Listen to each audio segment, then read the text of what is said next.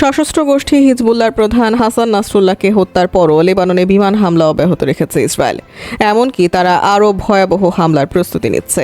বেসামরিক নাগরিকদের জানমাল রক্ষায় যুদ্ধের কোনো নীতি ইহুদিবাদী রাষ্ট্রের প্রধানমন্ত্রী বেনিয়ামিন নেতানিয়াহু মানছেন না। পরিস্থিতি এতই শোচনীয় যে মাত্র সপ্তাহের ব্যবধানে লেবাননে উদ্বাস্তু 10 লাখ ছাড়িয়েছে।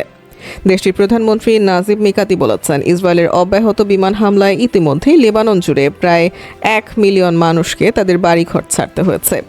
এটি এ যাবৎকালে সবচেয়ে বড় বাস্তুচ্যুতির ঘটনা। বৈরুতে হিজবুল্লাহ নেতা হাসান নাসরুল্লাহকে ইসরায়েল হত্যার 2 দিন পর রোববার 29 সেপ্টেম্বর লেবাননের স্বাস্থ্য মন্ত্রণালয় আরও নিহতের খবর জানিয়েছে। সর্বশেষ তথ্যে রোববারের হামলায় 50 জনেরও বেশি লোক নিহত হওয়ার খবর দিয়েছে তারা। এদিকে হিজবুল্লাহ উত্তর ইসরায়েলে আরও রকেট নিক্ষেপ করেছে, তবে এতে হতাহতের ঘটনা জানা যায়নি। বেশিরভাগ রকেট আইডিএফের প্রতিরক্ষা ব্যবস্থা স্বয়ংক্রিয়ভাবে শনাক্ত করে আকাশেই ধ্বংস করে।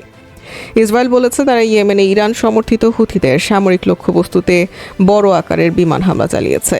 বৈরুতের জন্য আরও ভয়াবহ দিন অপেক্ষা করছে। হিজবুল্লাহ সন্ত্রাসবাদীদের নেতাদের ধ্বংস করে তারা করবেই।